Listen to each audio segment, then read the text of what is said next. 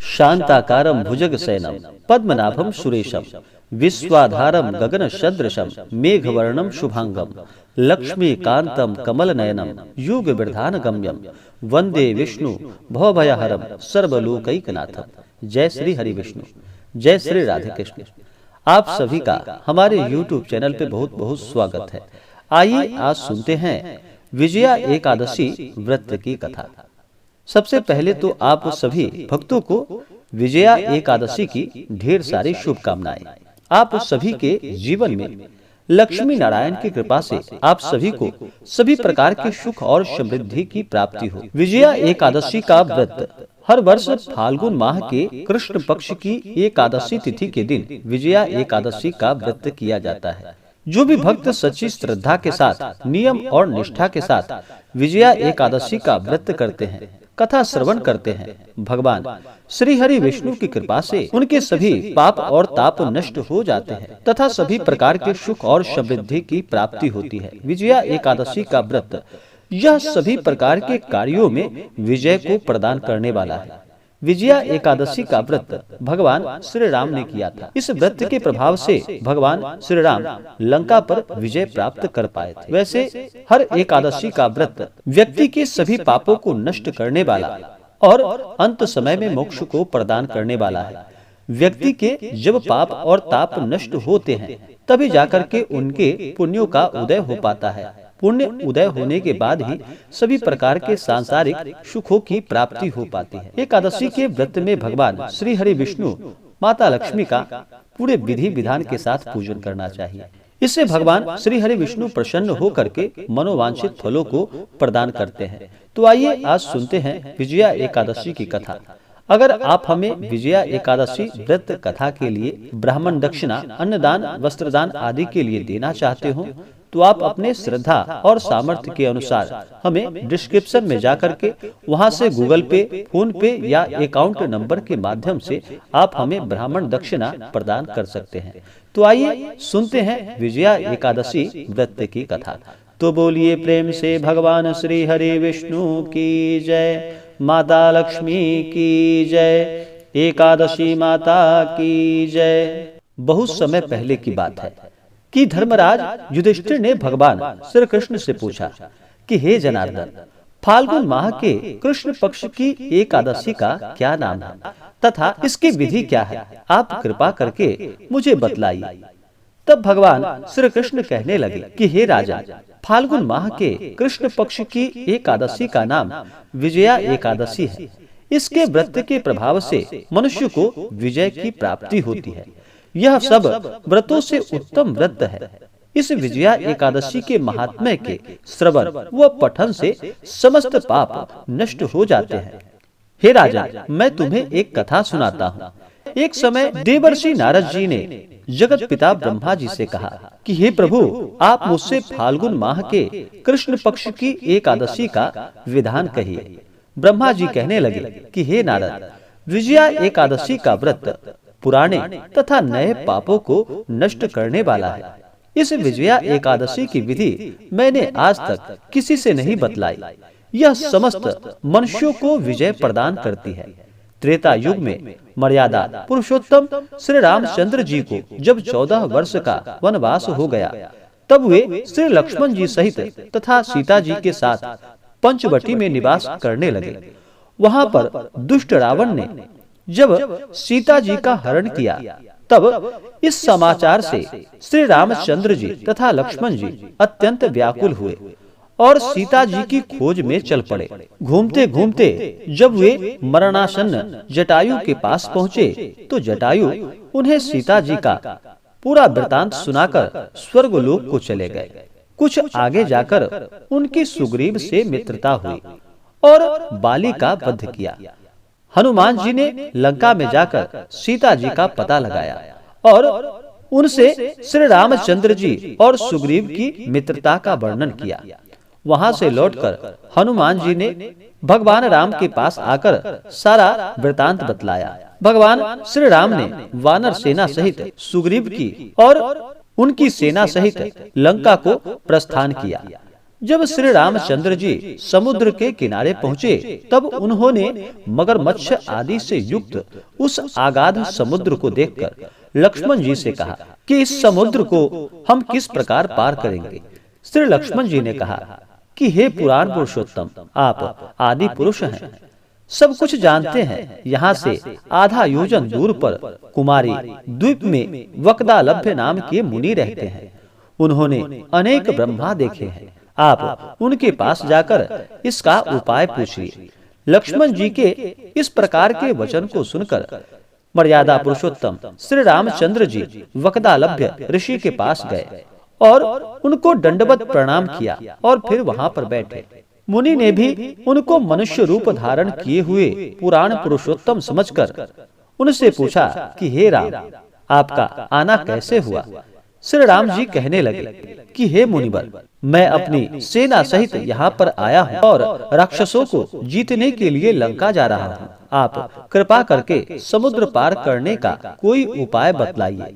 मैं इसी कारण आपके पास आया हूँ। हे ऋषिवर, आप मेरी सहायता करें। वक्दालभ्य ऋषि बोले कि हे राम, फाल्गुन माह के कृष्ण पक्ष की एकादशी का उत्तम व्रत करने से निश्चय ही आपकी विजय होगी। साथ ही आप समुद्र भी अवश्य पार कर पाओगे। इस व्रत की विधि यह है कि दशमी के दिन स्वर्ण, चांदी, तांबा या मिट्टी का एक घड़ा बनवाए। उस घड़े को जल से भरकर तथा पंच पल्लव रखकर वेदिका पर स्थापित करे। उस घड़े के नीचे सतंजा और ऊपर जौ रखे। उस पर श्री नारायण भगवान की स्वर्णमयी प्रतिमा स्थापित करे। एकादशी के दिन स्नान आदि से निवृत्त होकर धूप, दीप, नैवेद्य, नारियल आदि से भगवान की पूजा करे। तत्पश्चात घड़े के सामने बैठकर दिन व्यतीत करे और रात्रि को भी उसी प्रकार रहकर जागरण करे। द्वादशी तिथि के दिन नित्य नियम से निवृत्त होकर के उस घड़े को ब्राह्मण को दे दे। हे राम, यदि तुम भी इस व्रत को सेनापतियों के साथ करोगे तो तुम्हारी अवश्य ही विजय होगी।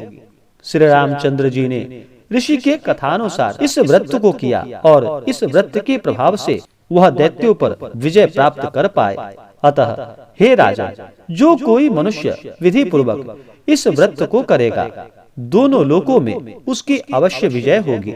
श्री ब्रह्मा जी ने नारद जी से कहा था कि हे पुत्र, जो कोई भी इस व्रत के महात्म्य को पढ़ता है या सुनता है, उसको वाजपेयी यज्ञ के बराबर पुण्य फलों की प्राप्ति होती है। तो बोलिए प्रेम से भगवान श्री हरि विष्णु की जय, माता लक्ष्मी की जय। इसी प्रकार से जो भी भक्त, जो भी जातक सच्ची श्रद्धा के साथ, नियम और निष्ठा के साथ विजया एकादशी का व्रत करते हैं, कथा श्रवण करते हैं, भगवान श्री हरि विष्णु उनके सभी मनोरथों को पूर्ण करते हैं। जो भी जातक विजया एकादशी का व्रत करते हैं, उन्हें इस व्रत के लिए चाहिए कि दशमी के दिन शुद्ध और सात्विक आहार एक समय ग्रहण करना चाहिए। रात्रि में ब्रह्मचर्य का पालन करना चाहिए। भगवान नाम का स्मरण कीर्तन करते हुए सोना चाहिए और एकादशी तिथि के दिन सुबह ब्रह्म मुहूर्त में उठ करके नित्य क्रियाओं से निवृत्त हो करके गंगा नदी में स्नान करना चाहिए। अगर गंगा नदी में ना जा पाए तो घर के नहाने के पानी में थोड़ा सा गंगा जल मिला करके स्नान करना चाहिए। शुद्ध वस्त्र धारण करना चाहिए और सबसे पहले भगवान सूर्य देव को अर्घ्य प्रदान करना चाहिए। भगवान सूर्य देव पृथ्वी पे साक्षात देवता रूप में माने जाते हैं और जो भी भगवान सूर्य देव को अर्घ्य प्रदान करते हैं, उन्हें आरोग्य की प्राप्ति होती है। उसके बाद फिर विजया एकादशी व्रत का संकल्प लेना चाहिए। भगवान श्री हरि विष्णु, माता लक्ष्मी से प्रार्थना करनी चाहिए कि हे भगवान श्री हरि विष्णु, हे माता लक्ष्मी, आज मैं आपकी विजया एकादशी का व्रत करने जा रहा हूँ या करने जा रही हूँ। इस प्रकार से भगवान से प्रार्थना करनी चाहिए। आपके मन में जो भी इच्छा हो, जो भी कामना हो, वह प्रभु से कहनी चाहिए और दिन भर उपवास रहते हुए इस व्रत को करना चाहिए। सुबह और शाम के वक्त भगवान का पूरे विधि विधान के साथ पूजन करना चाहिए। रात्रि में जागरण भजन कीर्तन करते हुए समय व्यतीत करनी चाहिए और अगले दिन जा करके सुबह उठ करके नित्य क्रियाओं से निवृत्त होने के बाद स्नान करके शुद्ध वस्त्र धारण करके एक समय भगवान का पूजन करना चाहिए, आरती करनी चाहिए। इसके बाद फिर ब्राह्मणों को दान दक्षिणा देनी चाहिए, ब्राह्मणों को भोजन कराना चाहिए, गरीबों को भोजन कराना चाहिए, जहाँ तक हो सके दान पुण्यों का कार्य करना चाहिए। उसके बाद फिर समय के अनुसार व्रत का पारण करना चाहिए। जो भी व्रत करते हैं उन्हें तो बिल्कुल ही किसी के ऊपर क्रोध नहीं करना चाहिए। अपने मन में किसी के प्रति ईर्ष्या या द्वेष का भाव नहीं लाना चाहिए। महिलाओं का सम्मान करना चाहिए। जहाँ पर महिलाओं का सम्मान होता है वहाँ पर माता स्थिर लक्ष्मी का निवास होता है, और जहाँ पर भी महिलाओं का अपमान होता है वहाँ से माता स्थिर लक्ष्मी रुष्ट होकर चली जाती है। इसलिए महिलाओं का कभी भी अपमान नहीं करना चाहिए, सदा ही धर्म का आचरण करना चाहिए और प्रभु नाम का भजन कीर्तन करते हुए समय व्यतीत करना चाहिए। जब भी समय मिले भगवान का पूजन करना चाहिए, कथा श्रवण करना चाहिए। किसी भी प्रकार के व्रत में विश्वास का होना, श्रद्धा भक्ति भाव का होना अति आवश्यक होता है। इसलिए प्रभु पे विश्वास करते हुए मन में अश्रद्धा बिल्कुल भी नहीं लानी चाहिए। अगर मन में व्रत के प्रति अश्रद्धा हो तो उस व्रत को नहीं करना चाहिए, क्योंकि वह व्रत निष्फल ही माना जाता है। इसलिए प्रभु पे श्रद्धा रखते हुए, विश्वास रखते हुए, सच्ची श्रद्धा के साथ, नियम और निष्ठा के साथ व्रत को करना चाहिए। इससे पुण्य फलों की प्राप्ति होती है। तो आइए जानते हैं एकादशी व्रत के शुभ मुहूर्त और पारण समय के बारे में। इस बार विजया एकादशी का व्रत, जो कि पंचांगों के अनुसार 2 दिन मनाया गया, एक तो 26 फरवरी 2022 और दूसरा 27 फरवरी 2022। जो भी 26 फरवरी 2022 को एकादशी का जिन्होंने व्रत किया है वो इस व्रत का पारण 27 फरवरी 2022 दिन रविवार को इस व्रत का पारण करेंगे।